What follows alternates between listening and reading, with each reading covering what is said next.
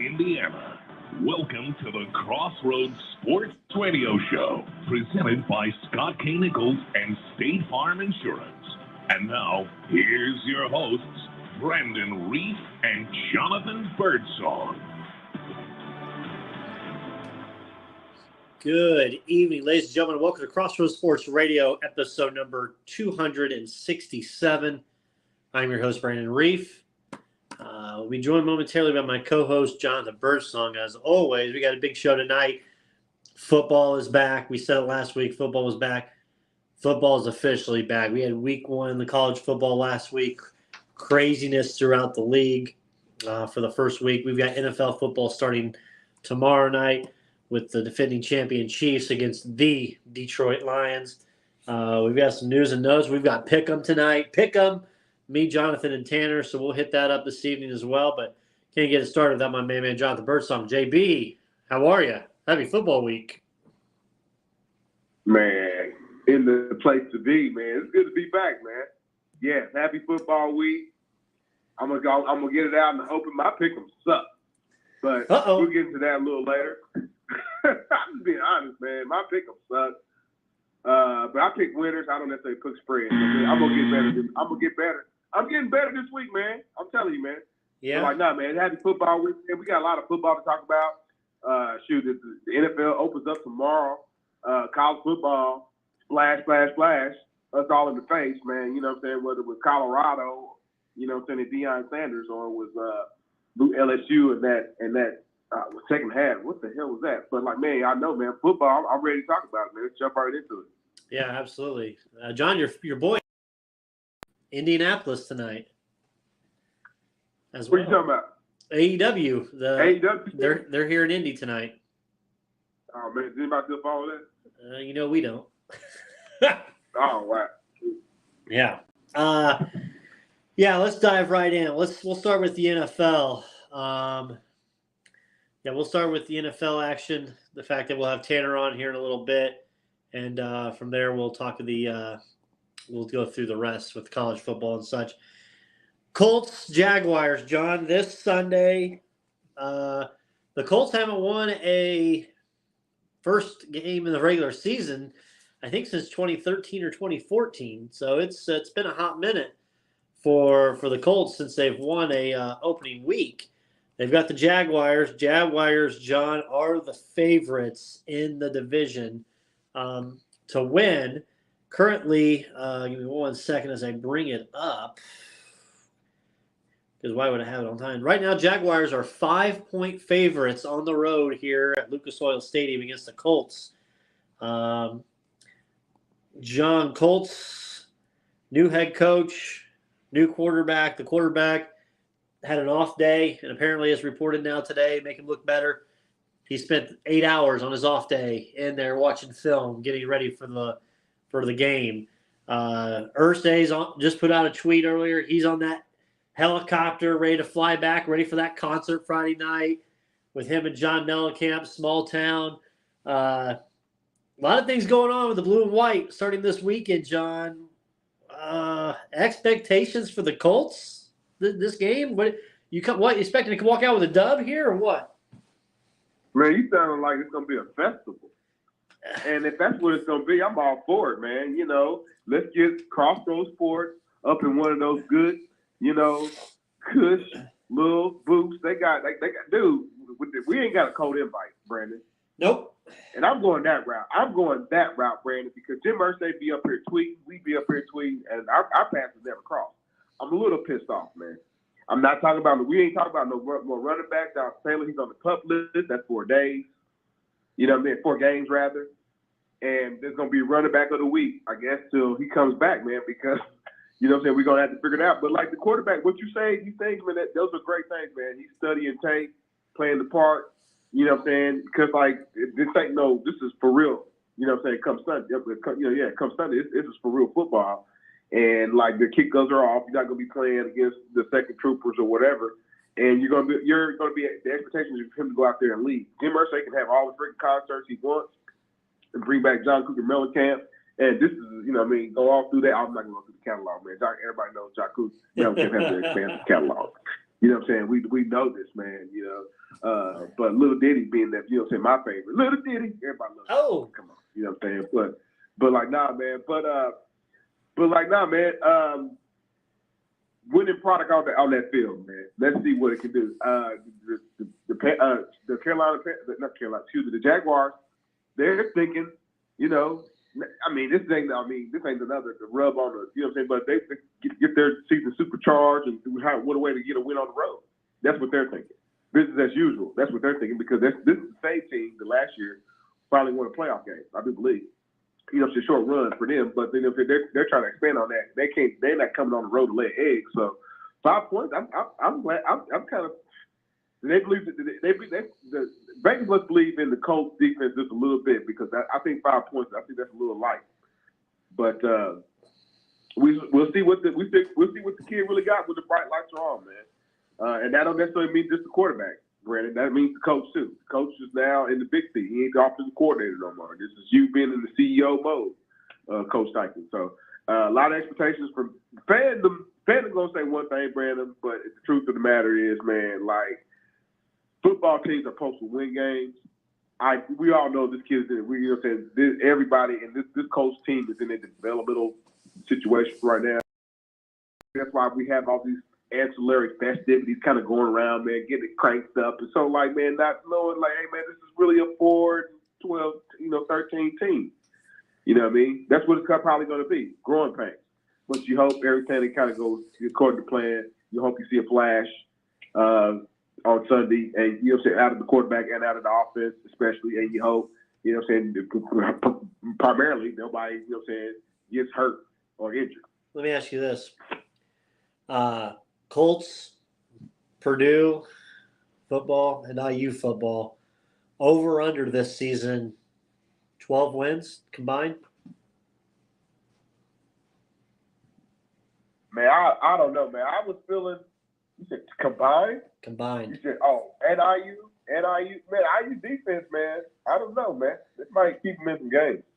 I don't know where they're going to get points at. Stop it. Those sissies played the most conservative game plan just to cover the spread. That's all they were doing. They never attacked Ohio State, not once. They lost before they got in there. There's something to that, man. I mean, I'm not going to argue with that, man. There's something to that, but I don't know. 12 wins, I give them. Everybody is right. They're going to get more 12 wins. No, they're not. No way. Combined, not a chance. I'll willing to put some stuff on that. Let me sign in real quick. Of course, my computer decides to take a little bit of a dump on me here, so give me 1 second. God dang it. All right. So, John, my question to you is, let me see. Sorry, just give me a second here. This thing is acting all crazy. All right. Around the league tomorrow night, Chiefs, Lions. Travis Kelce avoided a torn ACL somehow. My God. But you got Chiefs, Lions tomorrow night, NBC season opener. The Lions come down. I think, I'm not saying they have a shot, but I think Lions have a shot to dethrone them week one, especially if Kelce doesn't play. Excuse me. I mean, I think you're absolutely right, man. You got a hungry Detroit Lions team that ain't banged up. They still have some questions at quarterback, even though Jared Goff is, you know what I'm saying, a guy that's on the, you know what I'm saying, everybody, I would say 85% of the league would want to have him as a quarterback. 85% of the league would have a Jared Goff type of guy. You know what I'm saying? What's kind of between his head sometimes is kind of the question mark, right? Like, you know what I'm saying, his tenacity and like wanting to go for it. But like, no, man, Detroit, I don't expect it. I expect Detroit to be right in this game. But I don't know, Brandon. You know what I'm saying? I know we're not picking them on right now on NFL, right? No, you know we're not doing NFL pick them. But if you're asking me, do I think Detroit? I think Detroit hangs around this game. I mean, we can. If you want this year, me and you can do pick them. If you want this year, me and you can do pick them just straight up for the win. This game's open. Bet tomorrow. I like Patrick Mahomes to pull one out of his pocket, man. And I think it's close. All right, maybe we'll do pick'em. We'll do NFL pick'em just for us, and we won't do spreads. We'll just do game. How about that? That way you get one of each. You get the pick'em for NFL, and you get the pick'em for the other. So I think overall pick'em. If we're just doing pick'em, no spread. I think the Chiefs win as well. So we got two people on case. Both of us are on KC to win the game. Panthers and Falcons in Atlanta. Desmond Ridder versus Bryce Young, Alabama boy. Frank Wright down there as well in Carolina. They traded away DJ Moore in the offseason to the Bears to kind of get that number one pick. I kind of like Carolina to go into Atlanta and win this game, even though I know I talked to Nas and them that I think Frank Wright and them, I think they get the dub that first week. Right, and we don't necessarily know what kind of defensive heat Atlanta is potentially going to bring. I'm gonna go the other way though, Brandon. The kid, Bijan Robinson, is a star. He's probably the next running back there. He's probably gonna walk out, right? Yep. Don't have a problem with the Hawks in like a year and a half or so when they figure out they gotta pay him $14 million per season. But like no man, and no, I expect that offense, the Atlanta Hawks. The Atlanta Falcons offense to open up this year, man. I'm going with the Falcons. Okay. Next one, we got the Houston Texans and C.J. Stroud, the number 2 pick, heading up to Baltimore to take on Lamar Jackson and OBJ. OBJ's there in Baltimore now. Take on the Ravens team. I think Baltimore cruises in this game, and C.J. Stroud, rookie, life's going to come at you fast in this game. That Baltimore defense can eat it up. Man, they really don't have any elite level receivers, man, in Texas. I thought that was kind of like when the scouts were saying that early on in the preseason, man, like who is he gonna be throwing to? I was like, man, well, who the hell? Have they been? I thought the Texans had been kind of stockpiling. You would thought they would have been stockpiling talent outside of the quarterback, since they didn't have their issues with Deshaun Watson and everything else. And, you would thought they had a tight end that or had a 4 or 5. Good, right. Wideouts or whatever. But like, nah, man, he is dealing with some guys that probably, fringe USFL guys, man, and definitely not necessarily elite.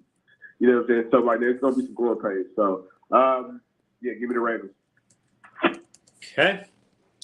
Next one, AFC North battle. Bengals. Joe Burrow says he's gonna play. He's back. Joe Burrow going to Cleveland to take on Deshaun Watson and the Cleveland Browns. Rivalry game here, John. Who do you like? Bengals, Browns. Joe Burrow said he's playing. Give me the Bengals. Give me the Bengals. Okay, I'm going to take the Bengals as well. I think I do think it's closer than the experts think in this game. May come down to a Evan McPherson field goal to salt the game away, but I think Bengals win by, I'll say by 6, even though we're not doing spreads for the NFL, but I'll say they win by 6 for that game. The next one, John, the marquee game, especially for our listening audience, Jaguars at Colts, Lucas Oil Stadium, 1 p.m. John, your official pick, Jaguars at Colts. Oh, man, Uncle Reggie's going to kill me, man, if I don't say the Colts at least by 4. But like, so long as the kid, I'm gonna keep on saying that Anthony Richardson doesn't get into a pick 'em, like what I'm saying, he threw a pick 6 here or an interception here there. I think even with the inaccuracy that he's that he's that you kind of see out there, man, that they keep this game a little close. Brandon, the defense gonna get tested because again, man, it's still a little. It might be just a little average. Where's the pressure gonna come from? Is the pressure? I mean, Quiddy Pay playing? And is he ready? You know what I'm saying? Is this defense ready? I mean, I ain't mentioned the whole Darius Leonard thing. You know what I mean? Right. So, but I think offensively they kind of keep it close. Again, Shane Stockton does know how to run the ball. I kind of joked about it in the previous segment, man, about running back of the week. That might be what they do till they figure out the Jonathan Taylor thing. But I think they keep it close. But I do like the Jaguars. I think ain't the spread 5? Yes. If you was doing spreads, I would think the Jaguars. Yeah, the Jaguars probably gonna for sure cover that. I think the Jaguars gonna come in and probably double that. Okay. So Jonathan Birdsong's official pick is on the Jaguars. I like this game. I think, like you said, the Colts offense, and I've yet to see anybody besides the quarterback want to step up and take action on that offense. Richardson will do what he can to keep them in this game, to keep it close as much as they can. That defense, like you said, no Shaq Leonard, still recovering from his concussion or whatever the hell he had. What are you going to get from Kenny Moore? Is there Quiddy Pay? Like you said, what's this defense going to look like? Can they stop Trevor Lawrence in this powered up Jaguar offense? I like the Colts plus the points. If you were doing the spread, I like the Colts plus the 5. I think they can keep it close. I also love the over in this game. I think the defense is going to struggle for both teams there. I think the Colts do some bootlegs. I think if Richardson gets out and runs, I think he has at least a rushing touchdown. But yeah, I believe it. I take the over as well. But we're going straight up here in this game, John. I think I'm going to take the Jaguars as well. But if it was spread, I would take the Colts. But I think the Jags come out with the W out of Indianapolis this week. So next game, John, Buccaneers. For game 1, Baker Mayfield as a Buccaneer going to Minnesota to take on your cousin, not my cousin, Kirk Cousins. Bucks Vikes. I like the Vikings probably to dominate this game. If you have a chance to get the Vikings defense fantasy, I would take it.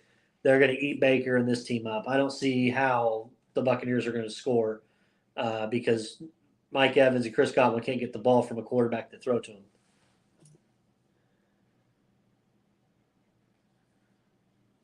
Don't be saying Baker Mayfield like that, man. This is his last stop. Till it's his next stop, right? But like, nah, man.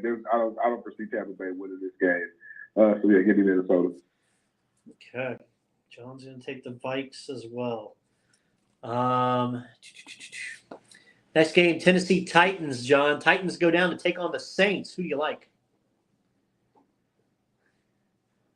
On the road? Oh man, there might be. I think the Saints got a little bit more to say about before they just roll over. You know what I mean?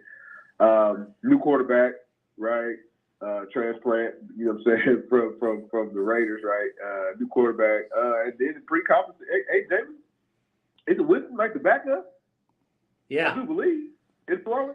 Yep. Man, they got a pretty good quarterback room, man. You know what I mean? With Carr and Winston, that's a pretty good quarterback room. And as long as guys are playing inspired, and they can get, you know what I'm saying, points on the board, you know what I mean?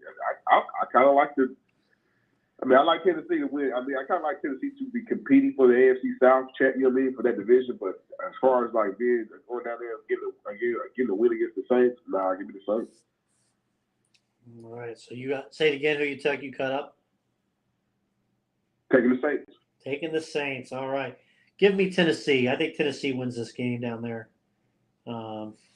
Somebody's got to compete in this AFC South with the Jaguars. So why not the Titans? I think we can get DeAndre Hopkins, Derrick Henry. The Saints got to show me something. Derek Carr is still Derek Carr. You can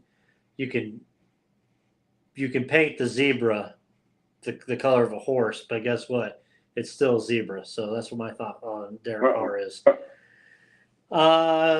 Joey Bosa just got a new 5-year deal, John, with the 49ers. Keep him there. It was 5 years, $170 million extension. Joey Bosa and the 49ers come all the way to Pittsburgh, take on the Steelers. Straight up in this game, home opener, Tomlin will have the boys ready to play. I got the Steelers beating the Niners, and Tanner's a big Niners fan, so I'm sure we'll talk some shit on this show here in a little bit about this as well. But Steelers over the Niners, I got. John? Gonna be closer, Brandon. 21-19. There's your score. Pittsburgh Steelers up. So I like to hear. That's what I like to hear. Next one could be the Shit Bowl. Arizona Cardinals at the Commanders. sellout stadium. They've sold out all their home games this year with the new ownership. Magic Johnson doing those magical things. Cardinals at Commanders. You're right, man. Hell, the quarterback, he's not playing, man. Kyler Murray's not playing. And who's the starter for the Guardians? No, it's my guy. It's our guy from North Carolina. It's him. Yeah, Sam Howell. Well, you said Guardians. That's what threw me off. Well, what's the Washington football team's name this year? I'm sorry. Well, they're Commanders still. Who's starting for the Cardinals, don't you? Former Steeler quarterback Josh Dobbs. Man, Brandon, I wish I could go back and pull the tape. I guess I can. Why didn't they pick a quarterback this year? The Arizona Cardinals. I don't know. I'm not saying everybody's gonna be able to pick it. If you messed up on quarterback this year, I think you're gonna be able to pick a good quarterback next year. You know what I'm saying? You get an opportunity to do so. You know what I mean? Right. But I just don't understand why they didn't pick one. That's mind-boggling. Yeah, I totally agree. Sorry, my phone is going crazy here. I need to shut this down. God, people quit. So you got Commanders as well. Could be a good one. 4:25 Eastern. Jordan Love era has started. Packers at the Bears. John, who you like? Brandon, so many people are so high on Jordan Love. I can't believe it. I like not the hot take people. Like insiders are so high on Jordan Love. Like they're higher on Jordan Love upside than they are Justin Fields. And we've seen, and that might be what it is, because we've seen what Justin Fields can and can't do. Justin Fields still a quarterback that needs a little bit more time than the other guy, because when you ask for a throw play. Now, Justin Fields, again, ultimately can get out of plays and he can extend the play because he's a mobile quarterback. But I don't think Justin Fields in his mind wants to be, the next, running back quarterback. You know what I mean? Uh-huh. So I think that's where the knock comes from. They said they hold the ball too long. Hell, they've been saying that since Georgia, right? So there's a lot of love, from the scouting reports that I have been reading and I have been doing, that Jordan Love, they're saying that he's in that the Green Bay Packers are in a good situation, man. There's no weakness in this offense. There's no weakness, particularly in this defense. There's technically no weakness on their special team. The low question mark with the Green Bay Packers is still the sample size that we've seen out of Jordan Love, right? There's some things that you see that people they get to see, when you pull the curtain away, you get to see in training camp, and then you get to see what you can, however you can, how you want to evaluate that, what you see in preseason. But man, they say this kid's ready to go, man. And given the fact that Green Bay Packers have always hit, more not oftentimes not on quarterback, man, this is the next guy, Brandon. He's the next guy. Now you ask me who's gonna win this game. The Chicago Bears paid a whole lot of money for that defense to be rebuilt, man. You know what I mean? Mm-hmm. So I think the game goes real close, Brandon. It's gonna be real close because, like I said, Green Bay Packers are a ready-made team. Boom, they ready to go, dude. You know what I'm saying? They're ready to win. He just needs, time to process all that and be the leader of the team. That's why they let Aaron Rodgers see you later for so long, because he's the guy. But I think the Bears are a little bit more, primed and ready to go. I know people are kind of doubting them will make a playoff run. I think they kind of kicked around with that. My personal evaluation, but nah, man, give me the Bears. Like they finally beat the Packers. They hadn't beat the Packers since Aaron Rodgers had been there. Yeah. I think he's 25 tries or 30 tries. He beat him 25 times. Yeah. Next one, Raiders at Broncos. Give me Sean Payton and Russ. This Raiders team looks dead to me. I could be dead wrong, but give me the Broncos over the Raiders in this one. I think it's a no doubter. Is the homie Garoppolo playing? I would even know that. The homie Garoppolo playing, the Raiders got a shot. But like, no, I from what I understand, it's not necessarily a fine-tuned machine in Denver, but everything and people are all smiles. Well, now everybody's on the same page at least. You know what I mean? And they are working to not only like Russ had a lot of smut put on his name, Brandon. A lot of people read Russ's name through the dirt, teammates, former teammates, organizations. Russ has got a little repair mode, man, because 10 years in Seattle, 9.5 years playing for Seattle, he was in the Hall of Fame. Now he looks like a dud. So I think they prepared some of that. Peyton's in there, fix the offense, man. They're the starter looking bunch, man. Give me the Broncos. Bronco country, let's ride. That way, Russ wants you to ride, so we're riding. Give me a good one. Tua and the Dolphins going out to take on Herbert and the Chargers. Dolphins and Chargers. Man, I keep going back and forth on this game, John.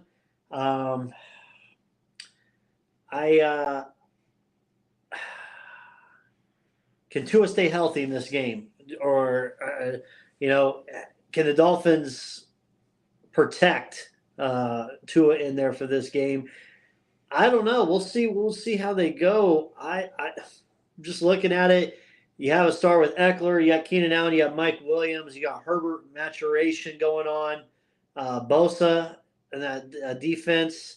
I'm going to take the Chargers in this one. I think it's closer than what the experts say, but I like the Chargers beating the Dolphins in a close one.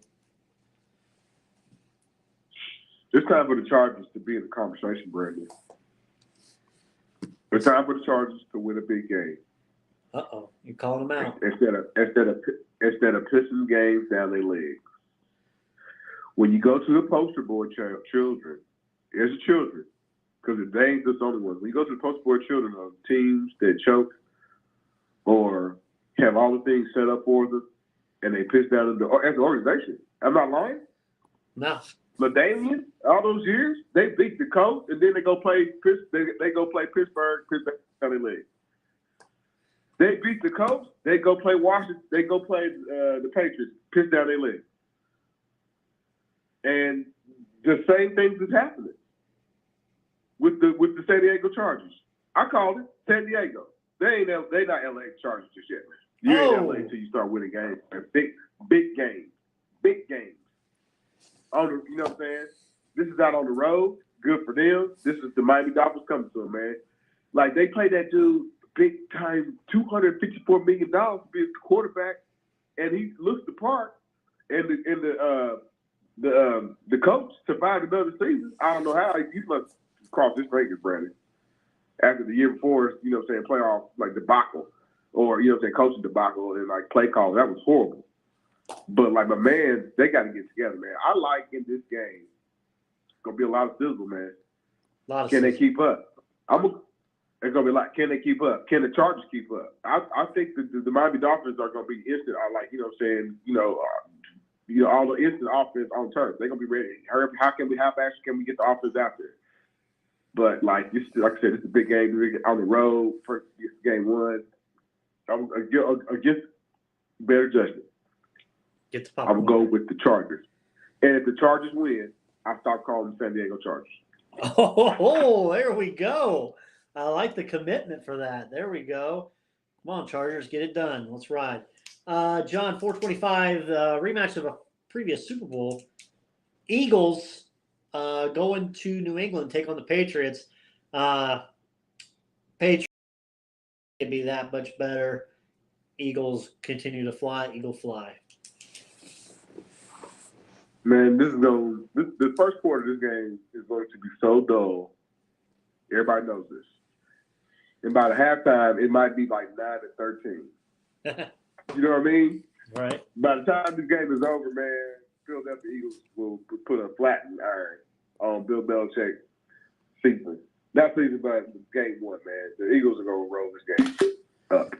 Okay, so John's on the Eagles as well, as I expected you to be. Next one, Rams at the Seahawks. This Rams team, no Cooper Kupp. He's out. Stafford's returning. Going against Geno and the Seahawks. Which one do you like in this one if you have to pick one? Lose. Yeah, the Rams are going to lose, man. All season. The Rams are going to lose all season. I'm sorry, y'all. So go ahead and take the Seahawks on this one. Okay. Yeah, I've got the Seahawks as well. I don't with Cup out. Who the hell do you go to? Van Jefferson is not going to be your answer. So I got the Seahawks just as much as you do on that one. Sunday Night Football, NBC, Cowboys at the Giants. John, Jerry's world heading up north, take on the Giants. Giants improved last year. Where do you see it going this year? Season opener, Cowboys at Giants. Man, they're telling me Daniel Jones is going to be throwing more. Danny Dimes throwing more in the Giants uniform. And Jerry Jones didn't pay it out. He's signing checks to this day. Yeah.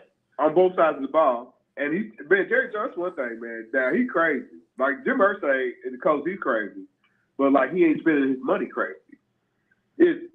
Jerry Jones is like, hey man, you know what? Quarterback, fuck him. You know what? I don't know.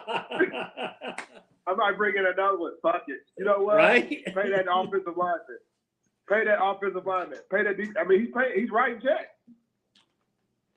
He's writing checks, moving pieces, man, trying to maneuver his things. Hey, man, on the road, I get it. This is bright new money for Daniel Jones. I get it. What's his name's on the franchise tag? He's still gonna show. Saquon's still gonna show like what makes him special. He's not gonna tuck his tail, but like nah, man. The Giants. It'll be close. I don't even think it's going to be close. I mean, it's not a blowout, but nah, man, the Cowboys should win this. Okay. I've got Dallas. I got Dallas as well winning this one.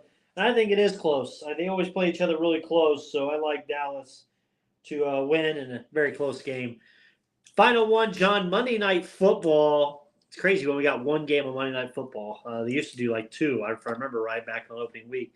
Buffalo Bills going to the Meadowlands to take on Aaron Rodgers and the Jets. Bills at Jets. Huge division game, Monday Night Football. Love the matchup, September 11th. John, who do you like? Huge, man. I would imagine, man, it's gonna be real patriotic that night, man. They're gonna put the flag up, all those things, man. So, you know what I'm saying, you folks gonna have to, you know what I'm saying, keep your emotions together. I'm being for real. I'm not saying, you know, but as far as that game is concerned, man, it's probably gonna be hot, man. I'm almost kind of glad that they scheduled it game one for them. You know what I mean? Just get it out of the way, man. You know what I'm saying? The New York Jets have invested a whole lot into making this a special season for them, and they got a lot of guys on short-term contracts. Aaron Rodgers, short-term vision, right? Too. So for a game, and that's what we just talking about, just one-time game, man. I think a lot of things kind of point their way, man. Like, but you know what I'm saying? I know, you know, DeMar Hamlin. I think he made cuts. I don't think he got cut or whatever. So I get there's still like a lot of emotional ties with Buffalo and good stories over there too, man. But can they run the? I mean, I look at what they have. Can they run the ball? And if they did, like the running back, unfortunately got hurt, man. Like they just made it harder for him. And then can Josh Allen? Yes, we know he's gonna rip it up. You know, 3,000, 4,000 yards again this year, and then his next game he'll probably throw for 250. But can he not throw in the red zone? Like man, we get a lot of criticism to Lamar, man. This he does too, man. Lamar might be number one, man. Josh Allen's like number two, man, for throwing in the red. Like, dude, what are you doing? We trying to score here. You know what I mean? But so for this one-time game and for like what it really means, you know what I'm saying, for the one-time setting, I got to go with the Jets. Okay. I'm going with the Jets, Jets. Aaron Rodgers out there, patriotic, home Gotham, wearing the gang green. Bills win this game. As much as I like Josh Allen and the Bills, I like the Jets even more. I was kind of hoping you would go with the Bills route so I could just go Jets by myself, but we're both on the Jets. I do have to ask you this question. What's the window left with Josh Allen and the Bills for them to try to get to a Super Bowl? Because I have to feel like that window is starting to close in, right? It's starting to split, man, because there's other younger dudes or younger teams that are primed or, you know, technically almost as good as they are, or better. It didn't include their division. Miami being one of them. Miami is going to be on Buffalo's, heels this year. You know what I mean? So, to answer your question, man, it's not necessarily Super Bowl or bust this year. They can still win their division. Let's not get it twisted. You know what I mean? They can still have some say in like how this AFC thing kind of goes for whoever. But like they're going to be looking at how if they fail miserably, right? You fail miserably and float in and mail in a 9-win, a 10-win, and you only win one playoff game, or you don't win any playoff games. They'll be looking for another coach after next year. So I give it 2 more years, Brandon. But after next year, man, like they're gonna have to do. You gotta show the way business works, and you know how it does. You gotta show management that you can this is worth keeping together. Yeah. Okay. All right. Well, there's Pick'em week 1 for me and John. We'll see how we do for next week, depending on because we're gonna have to recap some games. Maybe we'll still do Pick'em every week, and then we'll just recap certain games, or Pick'em is done on a separate video that we do. Just our Pick'ems going through the week for the games. So we'll try to figure out how to iron this out and get it in there. I kind of like it in the show mixed, so kind of adds a little bit, but we'll see once we have to start kind of recapping stuff. It'll be probably a packed show. So, John, going over. Let me take a quick ad read. When we come back from that, we'll go to the world of college football. We'll hit some of those college football news and notes until we have our guy Tanner calling in. We'll do some Pick'em. So we'll be right back. You've changed thousands of diapers, cut off hundreds of crusts, played hours of peekaboo and duck goose because you'd do anything for your kids. That's why it's so important to protect them with life insurance from State Farm. State Farm insurance agent Scott K. Nichols will help make it easy and affordable to help protect your family no matter what the future holds. Because for the people you do anything for, life insurance could mean everything. Call State Farm agent Scott K. Nichols in Indianapolis today at 317-243-3509. Like a good neighbor, State Farm is there. We also want to thank our sponsor, Maverick Custom Motorsports, where ideas are created and dreams are born. Specialize in custom motorcycles, boats, slingshots, Jeeps, and trucks, offering pickups, deliveries, and shipping worldwide. Check them out today, MavericksCustomMotorsports.com. Let them know, hey, your buddies here at Crossroads Sports sent you there. All right, John, we are back. College football week 1. Man, first I want to talk, John, Ball State, Kentucky. I bet on this game. Damn it, I was 26.5 points. Ball State, at no point in this game did Ball State ever not cover this game. Never. They covered the entire time. We were in it. They were rolling. And then 40 seconds to go. Kentucky just had to run the clock out. And they ran a play from 40 yards out, and the dude breaks one for a touchdown, and Ball State does not cover. Unbelievable. I was so pissed. That type of a backdoor cover that Kentucky had was wild. Almost as wild, though, as I took Penn State later in the evening. I don't know if you saw the highlights, John. Both the Ball State game and Penn State game were both on Scott Van Pelt's bad beats. Penn State was up just to run out the clock, John. I mean, they were up big. Minute to go, take a knee. James Franklin just kept running the ball. And 8 seconds to go, just take a knee. And they ran the ball, quarterback sneak to the touchdown, 9 yards. They covered. So I was like, all right, well, that's good graces. I'm back for my Ball State fiasco. I just had it even out with Penn State, so I'll take that. But, man, Ball State just it was trouble for them in Kentucky. They hung in there, but offensively, this quarterback, he had spots he showed that he was doing well. Right. And he's shoot, man, good. God bless him, man, all the way from California. I'm working on it, man. So we're trying to get him on the show, man. We're working on it. But anyway, while we let that work, man, man, Brandon, when is Ball State going to be the invitee instead of the invited. You know what I mean? That's the way. That's the frustration I look at from a program, man. Because yes, it's great that you put Kentucky. Kentucky. Ain't no shame to put Kentucky football on your schedule, and then going down there and seeing how good you can be against a middle level SEC team. You know what I'm saying? However, your next game is against Georgia. So like, how are you supposed to get better? How are you supposed to learn? You know what I'm saying? If you know $1.3 million, that's how you learn.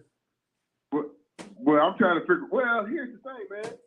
I hope it ain't more. I hope it's more than just hey, man, we took this game because the kids don't think of it like that. The kids want to win, and the fans want to, the best for their program, right? You know what I'm saying? So, there's levels to what Kentucky, of talent, of what Kentucky brings, or what Alabama, or Georgia, rather in this case, with disregard to ball their next opponent is playing, or what they can bring. So I just hope that they put all this quote unquote, we got our heads kicked in money when we play these two SEC team powerhouses back to back. What do we do with that money in the future? Did we properly invest it? Did it go back to the NIL? You know what I'm saying? Well, hey man, you also have to give. Brandon, I'm just being.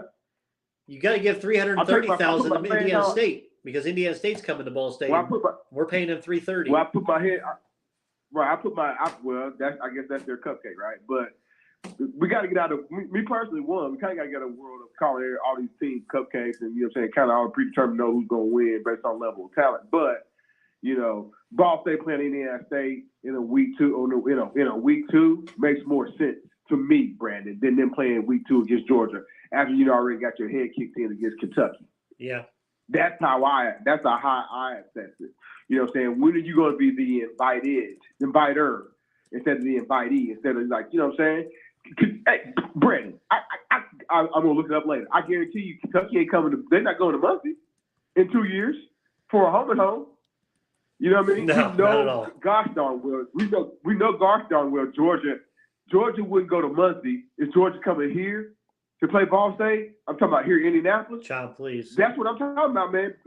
But the city of Indianapolis would love that. If Ball State pulls that off, guess what? You get all the you get all your money that you need as far as building programs and building Ball State as a brand and all that. But like Georgia ain't doing that.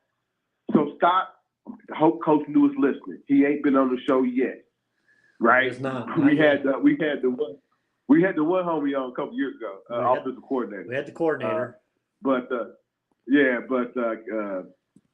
no, man, you gotta stop. These programs as the college football landscape is changing, mid-major programs gotta stop thinking like you gotta be invited to get eaten up. Man, these conferences already got eaten up games already built in. You ain't gotta be their extra game. That's all I'm saying. I get off the podium. All right. We got about 7 minutes or so before Tanner joins us. We'll take our guy, D-Cot. D-Cot, what's going on? Hey, fellas, thanks for taking me early. I'm taking care of some business here. My cousin is up in Anderson, so glad I'm able to be on the call, right? So leave me alone, JB. Hey, I got to go rapid fire, right? So we got 7 minutes, not my 15. So listen, let's talk last week. We talked about college football. I'm only going to go college football real quick. We talked about, my boys, the Tide, right? I said Jalen's going to get the job. I think it worked out the way I thought it would. He gives them a dimension. Here's the thing. He gives them a dimension the other guys don't have. So there's going to be a time where he struggles. It absolutely is. But he gives them the best chance to win. There's no debate. There's no argument about that. And that's my 2 cents on that, right? I'm looking forward to this game this weekend. Texas has grown men on that defensive side of the ball. This is going to be a game where the toughest will survive. And I don't know who the toughest is right now, and I'm not going to predict it. I have no idea. I'll have a better idea after the game, but right now I have zero idea. I'm not picking this game. I'm staying away from it in every way, shape, or form. That's my thought on Bama, Texas. Now, there's no way. I don't know. Bama by double digits. Hey, Mark man. it. Book it. Big Say it guy. again. You cut out, Brandon. Say it again. I said Alabama by double digits. Book it. But Brandon, you said that last year. Stop it. No. I Stop. actually Don't- pulled tape don't- on it last year. I said Texas would cover the spread. Yeah, but it was a double-digit spread then. It's not going to be double digits Listen. on Saturday. Mr. Your boy here, Mr. Nick Saban, is 28-2 over his last 30 games in September at home. Believe me. Everybody in my Bama groups are saying, "Hey, we're 28-2. He owns his ex-assistant." Listen, he's not playing against his assistants though. That's the difference. Texas has been coming, and NIL has made a difference, right? I believe it's going to be a great game, but I'm going to tell you, you won't hear this from many real fans. I love the fact that how this is going on, right? I love the fact that they talk about this, and it's a challenge because now this isn't 2015, 14, 17. Now there's real challenge in college football. There's about 15 teams that could probably be in the playoffs. And on a great Saturday, as you saw past Monday, you seen LSU get with one of the worst coaching jobs ever in LSU history. Oh my God. In LSU history, one of the worst coaching jobs ever in LSU history. I can't stand. You know how I feel about Brian Kelly. Don't talk about the sizzle lift. Don't get me going, right? But that's the thing. You just don't know. And that's what I love about it. And I want competition. It got boring every year. Bama's going to be in the playoffs. They're going to dominate and go on from there. This is an upside down season, and I love it. I really do. I want my boys to win, obviously. I think they're talented enough to win, but you just don't know, man. John, I can't wait. Good. John, the over under for Decott being middleman Decott, it already hit at week 2. Oh, It already hit at week 2. I'm just saying, listen, Brandon's problem is Brandon's just used to listen to Reggie Sykes being so damn biased. You don't understand a real damn fan. That's your problem, Brandon. You gotta I'm not him. I'm not Reggie Sykes. I'm realistic. And the bottom line is that if you look at Texas and saw them play this past weekend, and you look at that, their team, they're men on that side. Those not a bunch of boys, man. Those are men over there. Neither one of these two teams played a team. Well, listen, I'm talking about the size and the athleticism, right? Do I think Bama's going to win? Of course, I think they'll win. But I'm going to put any money on it. I wouldn't put any bank on them winning. No, not at all. Even if they are at home. But with that said, Brandon, you something else, man. But the other thing with that is this. I got to tell you this real quick. On Saturday, we're doing the walk, AFSP, Americans for Suicide Prevention. We're going to be down at Military Park on Saturday from 1 to like 4:30. So my organization is doing that, and that's a big deal. I may be taking my little mama number 1 down there to do a walk. We've collected over $6,000 from our organization for suicide prevention, and my company, Carrington Mortgage, they are matching us dollar for dollar. So we're gonna have over $12,000 we've collected in about a 4-month span. And just the point being is, a lot of us have been affected by suicide, man. Whether it's a friend of ours, a family member, or what have you. And I've opened up a lot of eyes over the last 4 months. I want to make sure I shared that, but that's the biggest deal on Saturday for me. Real talk, that's the biggest deal on Saturday. I look forward to that. But back to the football piece, man. I really believe that this season, you can't predict who's going to be. So many even teams, man. But I just believe if Jalen Miro does what I said he's going to do in January, I think at the end of the day, I think the Tide will host the trophy again. We talked about this in January. Remember, I was the only person telling y'all Milroe was a lot. Am I wrong? Or am I right? I said he's a lot to be the star. I know Alabama's stiffest competition got exposed, by Florida State. And it remains to be seen if Florida State really is that good, that deal. But like Florida State kind of did whatever they wanted. But they were playing against a terrible coach who prepared his team like he was playing Tonka truck. Okay, man. That's part of the problem, right? Yeah. But I love no, it, you man. want me to crap on Brian Kelly? Man, he had a bad game. Listen, man, I'm gonna always crap on Brian Kelly. That is never going to stop. But it's the good. That's good, you know, and I'm okay with that. I look forward to Saturday, 7 p.m. Are you guys gonna be? You all want to go live or something? I know we talked about this last year. We couldn't connect. Do y'all want to do something Saturday night? I'll be back. I'll be tired, but I'll be back home with all my 4 little mamas. They'll be at the house with me. Of course, all of them will have on Bama gear. What do you guys think? We may go live for 10 to 15 minutes, just kind of recapping the day's action. Okay. Yeah. Let's do that. Let's do that. And last thing, guys, I got my package for the Pacers this year. I got the gold package. I'm telling you, man, I haven't been this excited for a Pacers season since probably 2013. I look for some good games, some good stuff going on. They're in Memphis on December 21st. They're in Memphis the 21st of December. Just so you all know. If you wanna partake, let me know. I'll be down in Franklin that week anyway, Franklin, Tennessee that week. Let's get together. We can hang on Bill Street, man. Don't worry about the tickets. Just worry about getting there. So just that offer's out there for you guys, just so you know. Okay. Sounds good, D-Cot. Well, enjoy the weekend. Appreciate you guys very much. Enjoy the games. I won't be listening, by the way, because I got Anderson with me. I'm just kind of. I don't think I can hear it now. But anyway, man, you take care of business, guys. you always understand. Oh, absolutely. 26 black on top of that, and sometimes some red 9. That's right.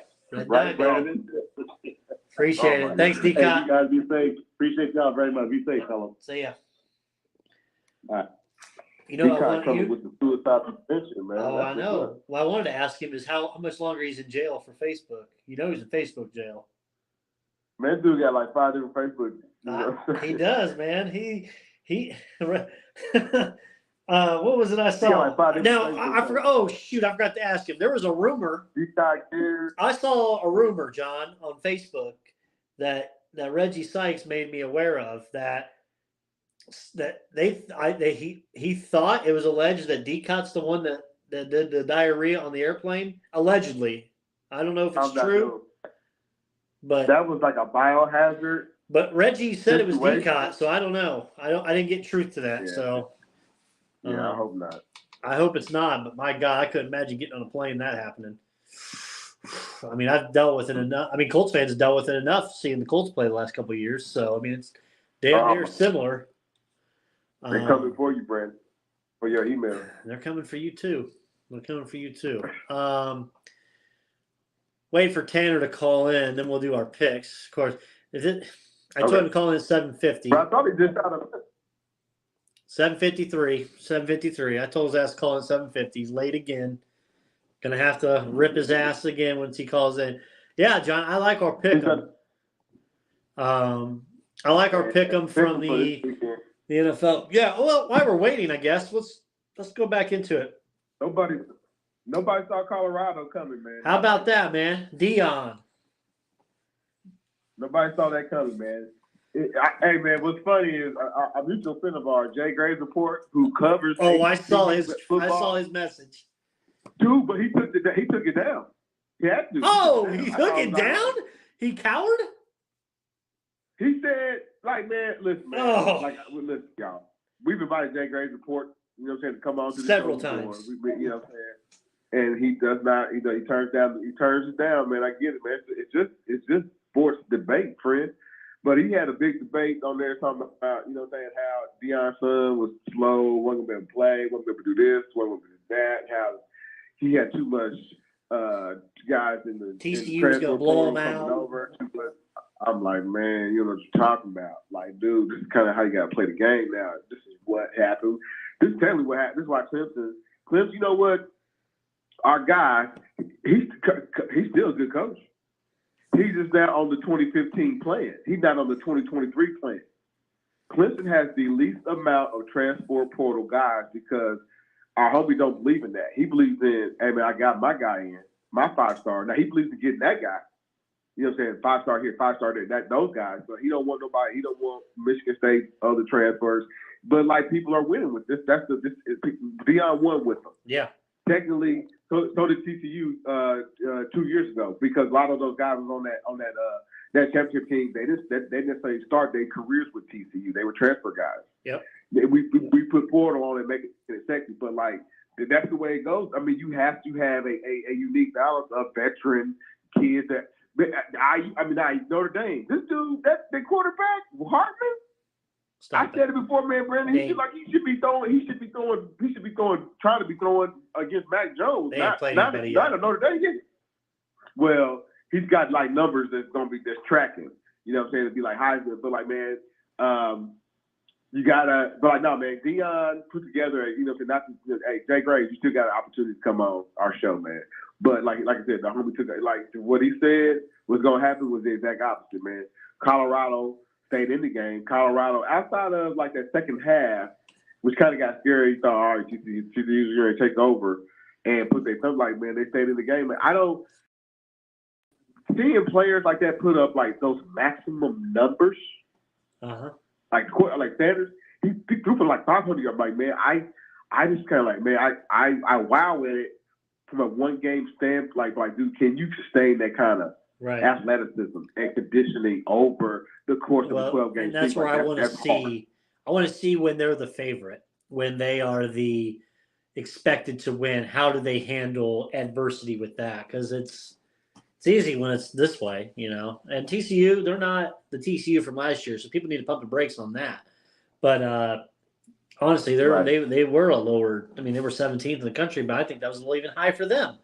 But yeah, Deion and them got it done, and yeah, we'll talk more about that. We got our guy Tanner, so gotta give him the intro. So gotta give him a different intro this week. So here we go.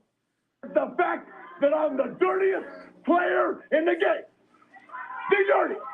I'm writing a book right now. The dirtiest player in the game. I will stop at nothing to stay on top. Stop at nothing. I will. All right. Tanner Penrod, our pick'em guy. You called in late again when we said 750, so you're 2 for 2 for 2 weeks straight. You jabroni. Hey. I was sorry, I didn't know how late you guys were running. I got in here. You're good. Couple minutes late. You're good. I thought you might be at AEW Not tonight. much. I thought about it. I got it dialed up. I thought about buying a ticket late, but I didn't pull the trigger. Yeah, I didn't either. Boys. Week 1, Tanner led the way 5-4 with your picks. Me and Jonathan went a blistering 3-6. So we shit the bed that first week, they like to say. I will say that me and Tanner both had Nebraska covering against Minnesota there. We both had we all missed on Purdue, which we'll get to that fiasco. You guys had Utah, I had Florida. Florida looks like the worst team, and Billy Napier came and coached a junior college football team. Ohio State, Indiana kept it within the margins. We all had Notre Dame. Boys, we all had TCU over Colorado, and we had egg on our face on that one. Yep. Me and John had Ball State, and I kind of went with my rant earlier about how that game ended when I bet on it. And then as well as me and Tanner both had Florida State, and John had LSU. So that's kind of how you wrap it up for the week. Actually, give me a second. I think I may have had it wrong, John. You went 2-6, I think, right? Or was it 3? Did I? It's 3 because we had 9 games. Yeah. 3. It's either 2-7 or 3-6. You trying to hate on me, man? Oh, there's a game. Oh, the game at the bottom. It's not showing because of my ticker. We had the North Carolina, South Carolina. I thought that South Carolina was going to get that one, but needless to say, did not happen. there. But Tanner, yeah, I saw you texted me earlier. I did see on the other night when Ball State made it. I lost on that one, Tanner, and I was pissed. But then later in the night, I had a bigger substantial bet on Penn State to cover against West Virginia. And it's almost like the skies parted and the heavens started shining down on me. And the football gods said, the way that ended, that sucked. We're going to give you the biggest backdoor cover of all time. And Penn State running it in with basically they should have just took a knee. It was wild. I didn't sketch you into that one. I was in Cincinnati, probably didn't know my last name by the time that thing was going on. Yeah. Needless to say, I don't know if did you see from Stanford Stephen then? Yeah, I did. Just a wild ending. Just wild. I thought it was over. Oh, yeah, I saw that. Yeah. Packed it up, said, I damn did it, see that's that. 2. And then the skies cleared. So amazing. I'll take it. Boys, we have another pack of games going on. So first one, we don't have a spread yet. If I get a spread, I'll text it to you. But if not, we have another freebie here. Indiana State at Indiana. So right now, I'll wait to see if we get a spread in the next couple days, and we'll update this with that game. Moving ahead, Ball State at number 1, Georgia. Georgia, 42-point favorite. Tanner, let's start with you first. Our alma mater, Ball State, at the number 1 team in the country. Well, they proved me a little wrong this last week. They kept a tougher. The defense actually hung in there. The offense was a little sus, but I think Georgia really doesn't try to blow people out. They were a 50-point fave on Saturday, and I think they won 48-7. I think the over-under for this game is 53. So they're counting on like a 49-3 final if you wanted to stay under. I think Ball State can get 10. I could see 48-10. That's a cover. I think Ball State, I don't think Georgia, he doesn't really put it on, like he really slows it down in that second half. If they're up, they start running it a lot. They don't pass it as much. They're fine with going 3 and out. Their defense is so strong. They don't need to score a lot of points because they're that good. So with that being said, I think 42 is just enough for me. Are we getting the hook or are we not getting the hook, Brandon? There is currently no hook. It's 42 flat currently on DraftKings. 42. I'll still take 42. It's dropped. It was 42.5 yesterday morning, and it's dropped to 42. So people are taking the Ball State on the spread. Yeah. Give me chirp. I'll take them here. I'll back them this week. I got lucky last week. I don't want to run my luck this week again on them. Give me the Cardinals. Okay. Jonathan. Man, this is one of those games where the losing team, Ball State, will probably have like negative rushing yards. Negative, you know what I'm saying? They will. From like different positions and like how many holding penalties. So, again, I already went off on a rant on Ball State. Why are they playing 2 SEC teams right back to back? You know what I mean? Especially on the road. Hey man, you gotta make yourself sexy too now. Come on now, but I say that. But like as far as this game, you get that TV time. Get that TV time too. That's right. Yeah, but now we on like bad podcasts. This is what Dr. Do. You look like a joke. You know, no man. Kentucky was enough. It should have been like a learning lesson for them. Now you really gonna go to school, right? With Georgia, man. So 42 points, man. Yeah, Georgia probably put that up, and don't look back. So you're taking Georgia minus the 42. Yes. Yep. Okay. I'm going to take Ball State plus the 42. Damn it. I think they can cover this game. Like you said, Georgia doesn't try to run up the score. They just try to get some points, grind out the game, try to not get any injuries, and move on to the next. That's kind of what their goal is here. They don't want to exert too much energy with that, so I think they're fine with that as well. At least now we can say, the silver lining is at least Ball State is Oregon, who put up 80 points. So in week one, by the way, the Pac-12 was the highest scoring conference where there was 6 teams that scored in the 60s, so at least. Yeah. So John needs to give some more respect to the Pac-12 because he still calls it the Pac-10 or the Pac-8. So yeah, it's about to be merged into a bunch of other conferences. Yeah, so man, you need to give it one more year of respect, I believe. By the way, fellas, I love Oregon State. DJ Uiagalelei out there at Oregon State. The Beavers are coming. That's all I'm going to say with them. The Beavers are coming. But in this game, give me Ball State plus the 42. I'll ride with Tanner on this. Chirp, chirp. We'll see if they can keep it within 42. Please keep it within the 42. I'll make our bet here. I don't know, Tanner, if I'll actually put something on this game. I may do the over. May take the over in the game and just hope that there's some funky touchdowns or something in it. So, next game, gentlemen, Nebraska rivalry game, former Big 12 rivalry. Nebraska at number 22, Colorado. Dion and them -3. Colorado -3. Jonathan, who do you like? For the win, I like Colorado. I think we'll see a different Nebraska team than we've seen against Minnesota. The scary part, like I said, man, if Colorado goes back to usage on their players, it'll be a long day for Nebraska. I don't think you can do that though back to back. So I don't think they unleashes the hounds like that throughout the course of the game. I think Nebraska kind of stays around and keeps it honest, man. So I like Nebraska to keep it honest. Okay. Give me Nebraska.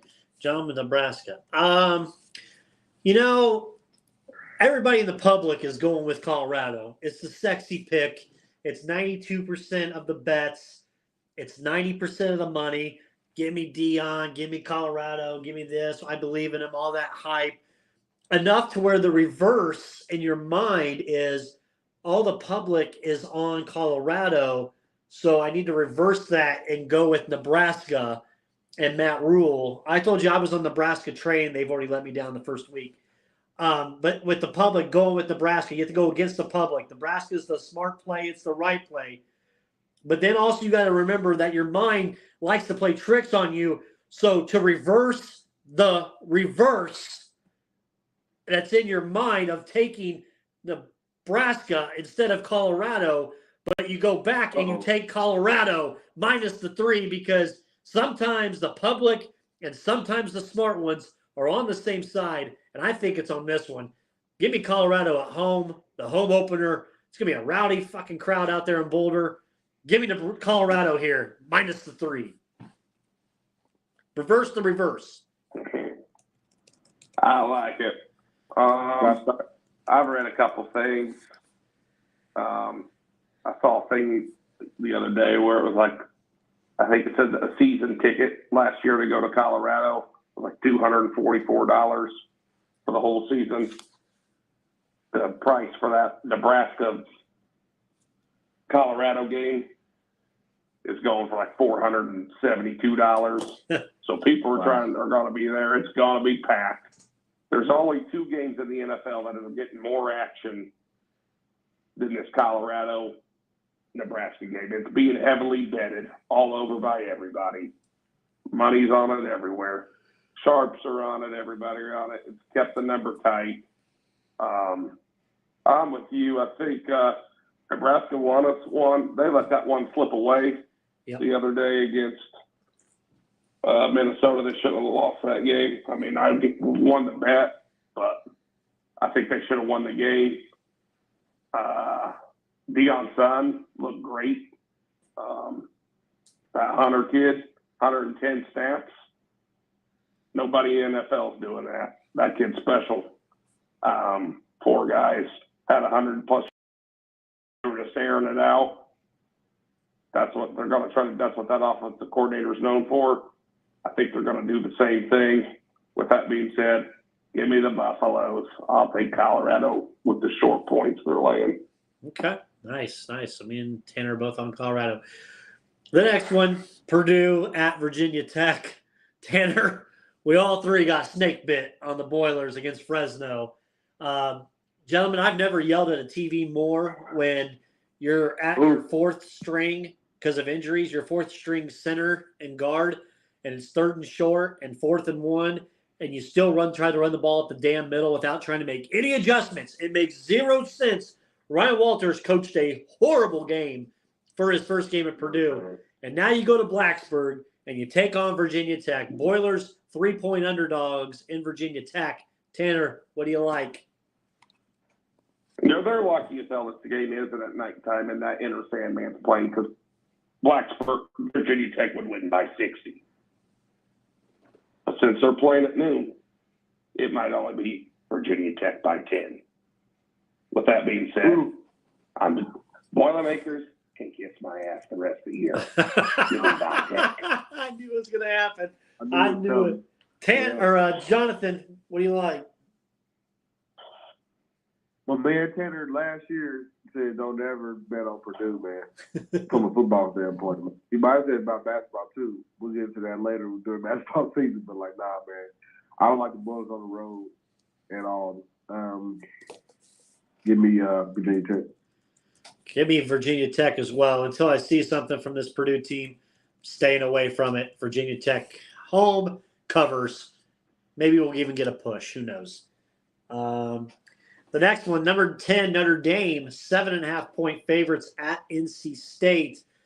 Give me the Irish over NC State. I think it's like an 8 to a 10-point game, so I think they cover this one. But I think it's closer. Maybe a fourth quarter it increases a little bit. But I got Notre Dame over NC State with the point, giving up the points. I'm with you too. I'm all right with them. They're playing high. I know they played some cupcakes, but they've actually beat the cupcakes way more than I expected. Sam Hartman looked well. Defense is playing good. I'll just keep it short and sweet. I think you're right. I think it might be like a 3 or 4-point game late, and Irish get a touchdown, push it to about 10, cover it. So give me the Irish. Okay. John? Yeah, that reminds me. I had to look up Hartman versus his ACC opponents the last couple of seasons while he was in Wake, man, to see what he did. I like Notre Dame in this. Not as probably, you know what I'm saying, not as rapidly as people think. I think NC State has a pretty good season this year. And Notre Dame's not going to just tee off on them. So it's a big close game, but Notre Dame gives us in the cover spread. Okay. Iowa, 4-point favorites at Iowa State. I did love the cheap shot that Dabo gave in his press conference that, our offense is bad, almost like a Kirk Ferentz type of offense. I can't believe he said that at the press conference. That was unbelievable. He said it. He is great. By the way, this coordinator, for him not to get fired, John, he has to average 25 points a game. That's right. They scored 24 the first week against Utah State. It's not going to bode well if you're going to score 24 against Utah State. You're already one behind what you need to be at. Yeah, it's not going to get bonus. Yeah. I just picked this game because it's a rivalry. John, I'll let you go first on who you like. It's always that game, man. You thought I was going to go up there and put the Big Ten thumbprint. No, that's not what happened. You thought Iowa State was going to come over to Iowa and run a 37-point half on Iowa. That doesn't always, but it always goes unpredictable. It always ends up unpredictable. Iowa State won the last couple times out. I do believe. I thought so. Iowa State won last year. The last 3 years before that, it was Iowa. Yeah. So it's not necessarily that Iowa's due for one. It's so hard watching Iowa football, watching them watching them throw the football, quarterback throw the football. With that being said, it's gonna be a close one, man. But I like Iowa State. Iowa State, Tanner. I'm kind of like with him. I like Iowa State. They're at home, or I believe is what I was reading. Iowa State's at home. Yep. Yeah. Over under is 36 and a half. Man, I got 35 and a half on the site I'm seeing. Nice. So it's already going down. I like Iowa State. A home team getting points in a rivalry game. Nothing better than that. Give me the Cyclones. Okay. I think, I'm going to take Iowa State only because it's 4. I can see these dumbasses winning on a field goal, and then I lose by 1 point. So to avoid that travesty from happening, give me Iowa State. Mm-hmm. I think it's a close game, and then they kick that field goal. They don't cover, but they win. So give me Iowa State. We'll take that 1 point hook. 1 point extra we'll take. All right, boys. Number 20, Ole Miss, -7.5 at number 24, Tulane. Tanner, what do you like? Well, since I already know what you're probably going to take, I'm going to fade your ass. So I'm going to go the opposite way. I'm definitely taking the points. I'm going to take the green way. I'm going to take the 7.5. I know Lane Train just ran up a 73-point last weekend. But I really believe in Tulane. I think they're going to be hyped up. You're going to get a home game in there. Let me just check one thing real quick that I was looking at. But I really I think Tulane's going to be able to hang in there. With the hook being on my side, I think it's still going to be, I think Tulane can score with them. So I saw who they played. They put up, they beat South Alabama by 20 last week. Ole Miss, let's see. Yeah. They played Mercer. The game that Ole Miss is going to be a letdown next week when they got Georgia Tech because they got Alabama in a couple weeks. So I was hoping they'd have a bigger game the following week. But I still like Tulane. They're going to be in there. 7 on the hook. I love those home underdogs. Love those things. So they've looked well. They've played well the last couple of years. So give me the green one. Give me Tulane. Okay. These teams played one other time. 2021. Ole Miss. The bowl game, I saw. No, they didn't play the bowl game. It was Tulane and USC, and Tulane beat up USC. That was a big money winner for me. Ole Miss was a 14-point favorite in that game. They won by 40. 4-0. This year, they're 7.5-point favorites. Tulane's playing better. They beat USC in the bowl game. Ole Miss is still regrouping. They've got the Jackson. I think it's Jackson. I don't know. Jackson Dart's still there, or whoever their quarterback is. They got 3 quarterbacks. I got that stinking dude from. That being said, I love me some Lane Train, but we ain't at the Grove, and Tulane's looking good. Give me Tulane plus the 7.5 at home. Win against you, Tanner. Not so fast. Oh boy. I like it. Jonathan. Are y'all sure, man? Lane Train ain't seeing all this coming. This Tulane wave coming. You sure he ain't seen all this coming and he ain't prepared to come with his own? Not when he's taking out. Oh wow, he's pretty. Stop it. He's pretty good at. He's pretty good at coming up with game plan schemes.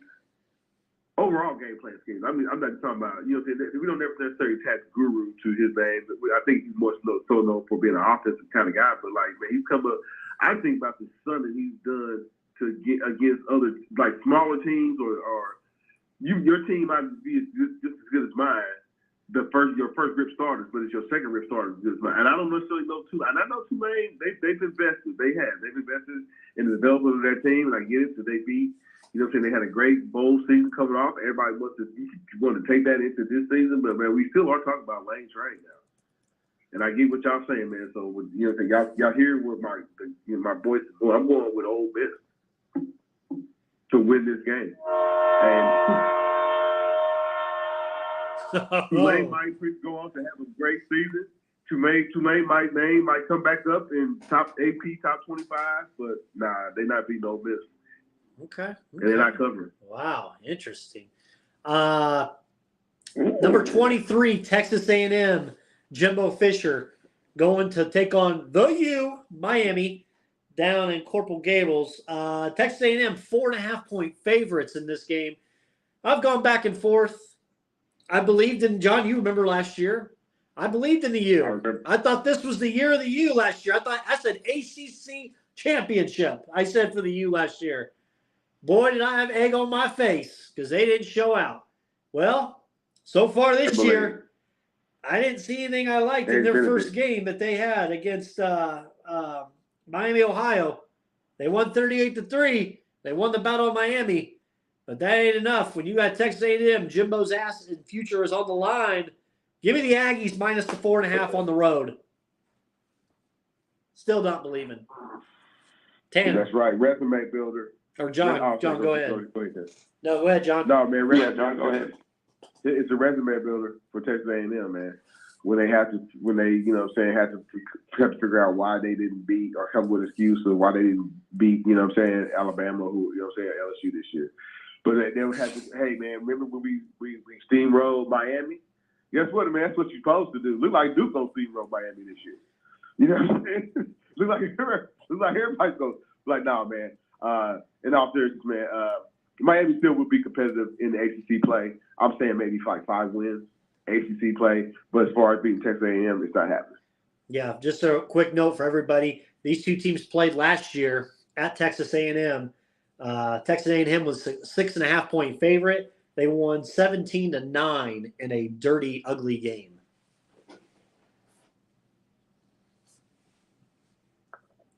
Yep, I'm not going against it. You only win money when you take the dog. That's my philosophy. You'll never see a bookie if you take the underdogs. Bet that to the house.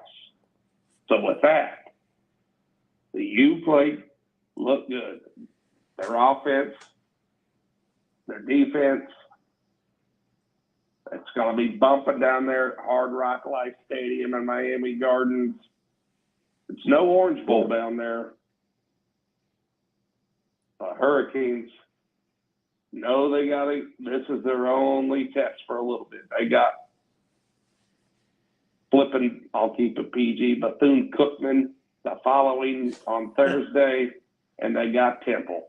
Didn't even know those teams had a damn football team. So if that tells you anything. Hey, man, don't get in trouble, man. Don't get in trouble with Temple. Oh, yeah. Temple. Last year, Temple came after my ass in football. They came after me, Tanner, on Twitter. I had all 10 of their fans come at me. No, they did? All 10 of them. No.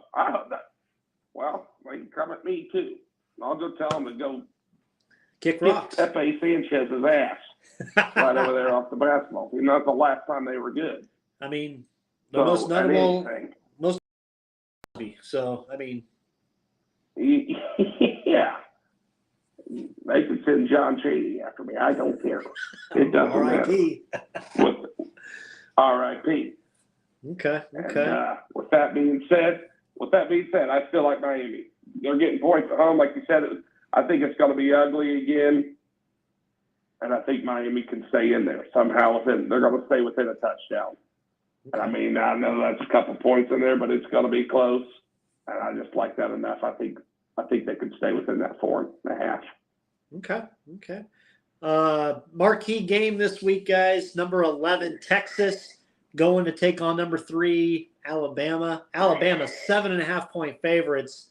Tanner, who do you like in this one? Man, I'm twisted between this. I hate betting against Saban. But last year, I'm telling you what, if that Brock Ewers dude does not get hurt, they lose it. Alabama loses last year. Loses. They almost lost still. They should have lost. Right. The non-safety call. There were some plays, I mean, I don't know what Saban had thrown the referees that day, but they should have lost.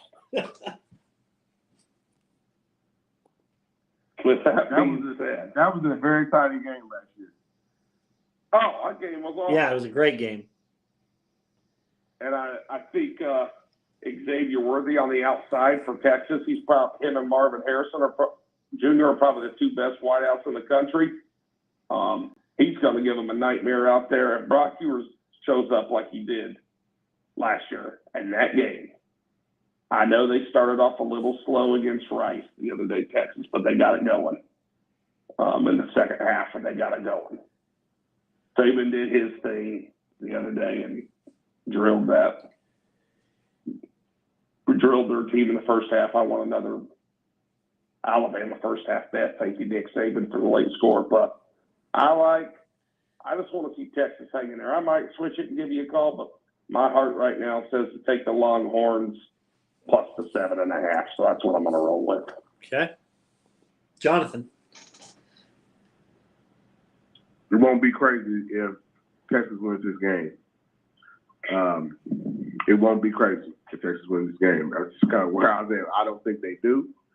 I think Nick Saban's I think he's prepared for this. You know what I'm saying? This team to be. You know what I'm saying? I get it. They played a chunk the first week. Now it's now. Hey, all criticism is, hey, why are you playing cupcake? Texas not cupcake. You know what I'm saying? They kind of like. They're not necessarily a welcoming doormat either, you know what I'm saying? Because they have a lot to prove, and we all know what's going to happen next year as they come up to SEC play. So I expect a wild, high-scoring game, close game.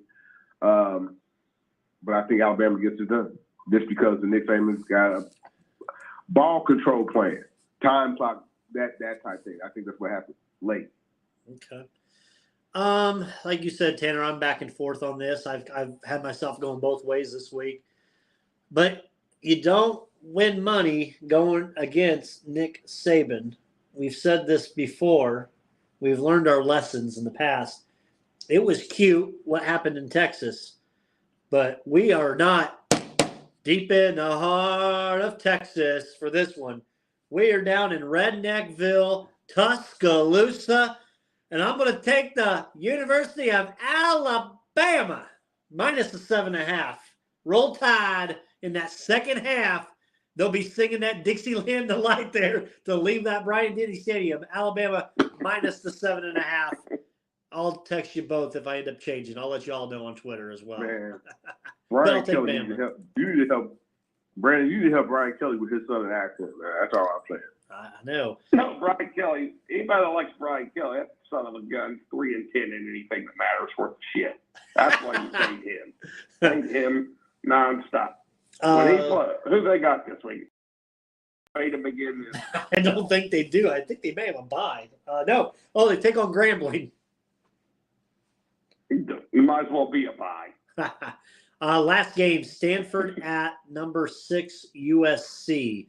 USC 29.5-point favorites against Stanford. It was at 30 when it opened. It's down to 29.5. Jonathan, Stanford at USC, the last time the Pac-12 matchup. Pac-12 is not going to be undefeated this weekend, man. Give me USC. Too much. Too much. Tanner. Man, Stanford hung with them last time. I was just looking it up. Yeah, they USC, last time they played. 41-28 last year. Played them around the same time frame. Everybody was counting Stanford out when they played. I know it was Hawaii, but everybody was like, pound Hawaii, blah, blah, blah. That's all things I read and heard about was pound Hawaii. Stanford, 2.5-point favorite that game, won by 13. It's just hard when those point spreads get up that high. Right. In a conference game like that.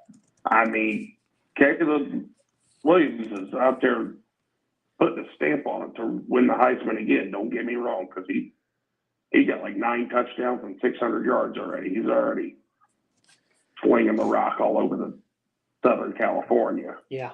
So, but I just think 29.5 is a lot. It's kind of like, it's not a huge rivalry, but it is a little bit between the two. Both private schools.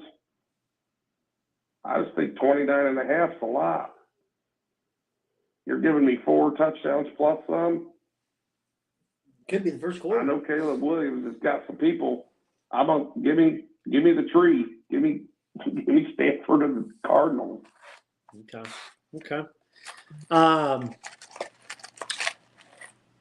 Stanford's getting 58% of the bets. USC's getting 42%. But when you're looking at it, the disparity number, Stanford's getting 96% of the money. 96% of the money. Uh-oh. USC getting 4%. That's a 38% discrepancy in the two. With that being said, Tanner, you're 100% right here. I've got Stanford as well, plus the 29.5. This is a huge discrepancy with bet percentage and money percentage. 96. I haven't seen that in a long time. So, all right, boys, that is our pick'em for week 2. We did it. Me and John are doing an NFL one, Tanner, that we've been doing. I just have one question for you. Are you ready to see your 49ers get that ass beat at Acrisure Stadium this Sunday? Oh, my gosh. Not after Bosa just signed that contract today, son. Well, talk about pay. Yeah. Day. Well, when he tears his pec Sunday, you'll go ahead and text me. He might tear it, but it might be Kenny Pickett's neck that's broke off at the same time. You want to do a bet for this He's one? gonna bring the smoke. You want to do $20? Brock Purdy playing? I'll do it. Yeah. Let's do $20. I'll do that. Straight up? Straight. Yeah, that's fine. Fred's 2.5 or something like that. It's Niners minus 2.5, but let's do straight up. $20 straight up between our teams. Yeah, I'm already in $1,000 Survivor League. Hell, I should put real balls on it. Put the Niners in there week 1 and show you what really is. You should show that sack a little bit there. Hey. No, I don't want to waste the Niners on some chumps like the Steelers. Yeah, because we can beat you. You guys, but when we play, you guys are going to be awake. Your alarm's just going to be going off, waking up out of your PJs, and next thing you know, you're going to be down 14-0 to start the second quarter. Bosa's got enough money to pay those refs off whatever they want to make sure the Niners win that game, son. Not with that Brock Purdy, I'll tell you that. Brock Purdy's not your future. I think you can admit that. Well, wouldn't you rather just tank this year and get Caleb Williams? Keep him in-house? California to California? No. Yeah. I think that's right. No, that's not in their DNA. Well, it might have to be this year, buddy, when he tears it. When he tears that pectoral and the defense goes to shit. The same like the old 49ers. Jerry's not coming out. Steve's not coming out. Roger Craig's not coming out of that locker room. Crazy. The last 2 defensive coordinators were head coaches. If it shows you anything how good that team's been, solid. Not the Nico Ryans over there in Houston. They just put out a defense. No matter who their defensive coordinator is. They'll be a good 3-win team this year. They win more games than the Steelers, I'll bet you that. The Texans? No, the Niners. I was going to say, what the? I don't know. What's your guys' over-under for wins? So bad over there. I'll just leave it. That division's so bad in the AFC South. Texans has probably a good chance to win that division. It's so bad. They do. It is one of the worst divisions in football. And Colts fans are delirious and say that I'm wrong about this, which is wild. No, that division is god-awful. So, all right. I'm with you. Well, Tanner, right, $20 bet. 49ers, Steelers straight up. Bet.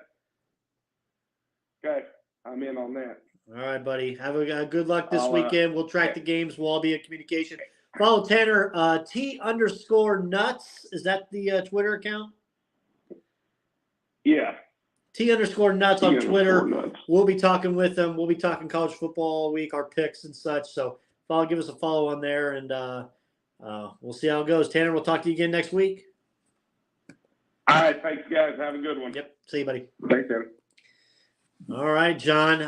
Man, great show today. I think we've hit just on everything. If you don't have anything else, John, I'll let you wrap us and kind of do our thing. No, man, I know the MLB nuts, man. They want us to chime in on Cubs are on the Atlanta roll. Braves and Dodgers. Yeah, the Cubs on the road, the Dodgers. You know what I'm saying? The best team in baseball. Who else is on the road? Houston is on the road, but the best team in baseball. The Reds. Is probably the Braves. Walk-off I Kings. can't say if it's the no, man. It's the Atlanta Braves, man. They are probably the best team. Does that necessarily mean they're going to win? If the World Series started tomorrow, like playoffs start tomorrow, it would be the Atlanta Braves. But like, man, there's still some teams. The Mariners are probably going to have, not the Mariners, excuse me, but the Astros are probably going to have something to say, as well as the Phillies are going to have something to say as this Major League Baseball thing kind of plays out, man. Outside of that, man, me and Brandon Reese will be back next week, man. We had a great show. Like Brandon said, shout out to all the callers who called in tonight. Shout out to all the folks who chimed in to us on the Facebook Live, man. If you didn't call, why didn't you call? You know what I'm saying? But we'll get into all that, man. Follow us on Instagram, follow us on Twitter. Outside of that, man, we'll see you next week, man. Bigger, better than ever, man. Everybody, thanks for listening. Thanks for listening to the Crossroads Sports Radio Show. You can find more episodes on iTunes and the Google Play Store. Be sure to like and subscribe for more Crossroads Sports